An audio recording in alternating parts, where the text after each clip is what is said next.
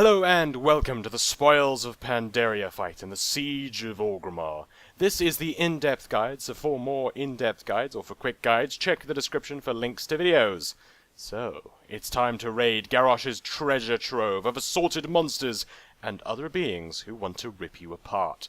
I'm sure this amazing turn of events has you shocked. You will need 2 tanks, 2 healers, and 6 DPS, and you're going to have to split these into 2 even groups. You want 1 tank, 1 healer, and 3 DPS on each side, and you'll want Bloodlust and Battle Reses on each side too. If you need to, you can always use Drums of Rage if you don't have somebody with Bloodlust. You'll begin on this walkway and will use the chest in the middle to start the fight. Then one group will go through the bottom right gate, and the other group can go through the top left gate. Each group will have to clear 2 rooms one at a time. 1 Mogu room and 1 Mantid room. The bottom right group will start at Mogu and the other at Mantid. In order to complete a room, players must open crates and kill the mobs inside until they get a total of 50 energy in the extra energy bar shown on the screen. Once at 50 energy, they can click the lever to move to the next room, or if they're on the last room, they can click it to win. Both levers must be clicked. There are 4 types of crates in each room: large, medium, small, and the panda crates. Killing the adds from the large crate grants 14 energy, medium grants 3 energy, and small grants 1 energy. Killing the adds from a panda crate will drop a ball on the ground which can be clicked to give a buff to players. The panda crate gives no energy. Let's go through all the adds from the different crates, starting with the Mogu side first. The large crate will spawn a giant-sized Mogu, which will deal large amounts of AoE damage to the group and constantly summon adds that move to random places in the room and start casting frontal cone attacks. They cannot be tanked, and their attacks should be avoided. Each statue buffs the big Mogu add, increasing its damage by 10% per add. So nuke down the big one and keep the adds it summons at around 5 to prevent the damage from becoming unhealable. There are different types of the big Mogu add, but their abilities are all exactly the same, except one might do fire damage, and the other one might do nature damage instead. The medium crates can spawn one of 2 creatures, either a modified Anima Golem or a Mogu Shadow Ritualist. The Golem will use Matter Scramble, which creates red spotlights on the ground. One player should go into each spotlight, and this will cause the players to swap places. If nobody is in the spotlights, then the entire group will take heavy damage. It will also cast Crimson Reconstitution, which plops down a puddle of red ick, and any enemy that stands in it will get healed for a huge amount per second.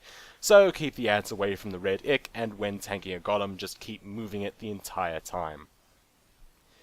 The Ritualist will put dots on random players with Torment. The dots start off dealing reasonably low damage, and the damage will get higher and higher the longer it's on the player. It can be dispelled, causing it to jump to somebody else and resetting the damage. Try not to dispel it too often. It will also put down a Mogu Rune of Power under a random add. This will buff anything standing on it with haste. Make sure to get the adds off of this rune. Players may be able to get the buff by standing on this rune, but I'm unsure about that. The Ritualist will also channel Forbidden Magic, which deals a bit of damage. This can and should be interrupted. The Ritualist is tied to a phylactery, so you can hit the Ritualist or its phylactery to deal damage to it and kill it. The small Mogu crate can spawn one of 3 adds. Animated Stone Mogu applies a stacking debuff which deals damage and slows. This can and should be interrupted. It can and should also be dispelled. They also cast Earthen Shard, which deals damage and can also be interrupted. Burial Urns don't need to be tanked and constantly summon Spark of Life adds which deal damage to anyone near them, so stay away from them. Kill the urn and then kill the adds to prevent getting overwhelmed. A pack of Quillen Guardians may spawn. These apply a stacking debuff on the tank, but they have such low health that they should die before the debuff becomes a problem. And now for the Mantid rooms. The large Mantid crate will spawn a Mantid Commander. These deal a small amount of constant AoE damage and will use Set to Blow. This will apply 5 stacks of a bomb debuff to a random player. After 15 seconds, the bombs explode, so the player has 15 seconds to get to the edge of the room and use their extra action button 5 times to drop all the bombs on the floor out of the way. It's best to use the extra action button while running to get away from the bombs as you drop them. They don't really need to drop all 5, but if they can, then that's best. Once on the floor, the bombs will have a circle. If a player steps into that circle, the bombs will explode and probably kill the player. Bomb explosions can make others explode, creating a chain of exploding bombs. The bombs will eventually fade, so just stay away from them until they do. The medium crates will spawn one of two adds, an Amber Priest or a Wind Wielder. The Amber Priest summons a few extra adds that need to be picked up by the tank, and it will apply a healing buff to any adds near it. The healing from this is split between the adds, so feel free to pull more and AoE through it. It can also be dispelled with offensive dispels. The Wind Wielder is more dangerous and will create whirlwinds that need to be avoided because they really, really hurt. The Wind Wielder uses Rage of the Empress, which buffs the damage of the other adds. The buff is split between adds and can also be offensively dispelled, much like the Priest.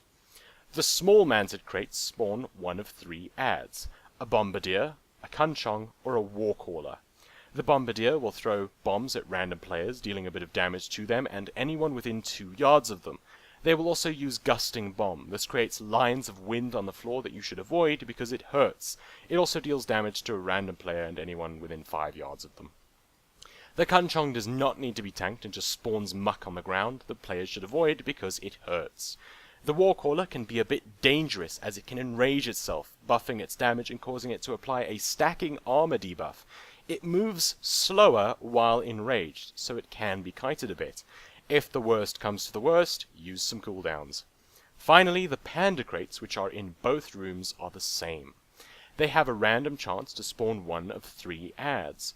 The Brewmaster will use Keg Toss to throw a barrel at a random player, dealing damage and slowing them. Try to avoid this.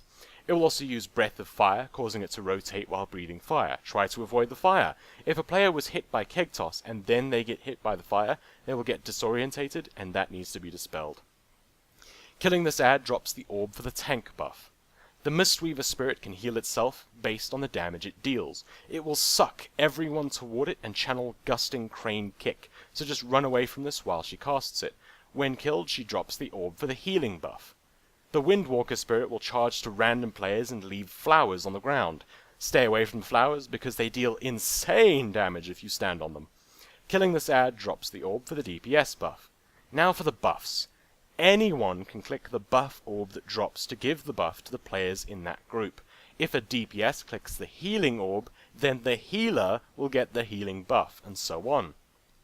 The buffs are all really good, especially the tank and healer ones, though you have no way to control what you get. The tank buff gives the passive ability to stun all targets within 4 yards and deal a massive amount of damage to them. This has a 15-second cooldown, so it happens quite often. The healer buff will create tidal waves in the direction the healer is facing. This will heal players and damage enemies for a massive amount, so just keep it pointed in the right direction. This has an 8-second cooldown, so it happens quite a lot. The DPS buff gives the chance to deal extra fire damage with an attack. This has a 5-second cooldown, and again happens very often. It may not be as strong as the other 2 buffs, but you have 3 times as many players with the buff, so it is still very strong. How you tank this fight is up to you and your group, though a few recommendations for you. Try to use up the large and medium crates rather than lots of little ones. When you pull a large one, you can probably pull one little one at a time as well. If you open a medium crate and it's an Anima Golem or Wind Wielder, don't open any more medium crates until it is dead. If it isn't one of these, then feel free to open another medium. If possible, open a Panda crate at the start of each room. They can be quite dangerous, so be careful about when you pull them. You do have quite a while to get the 50 energy and click the lever, so don't panic and rush too much. Remember to click the lever each time you hit 50 energy to complete both rooms. The lever you need to click is shown with swirls of energy around it. Both groups must click their lever to advance into the next room. You can use the lift hooks to move players from one group to the another, but this is very slow and shouldn't really be needed. It's up to you when to use Bloodlust, though we tend to use it on the second large crate in the manted room. This fight has a lot of adds and lots of abilities and may seem intimidating, but after a few tries you should have a good feel of the fight. I hope you found this guide helpful. For more guides, check the description of this video for links, and of course subscribe! Onward then, to the next boss and more loot!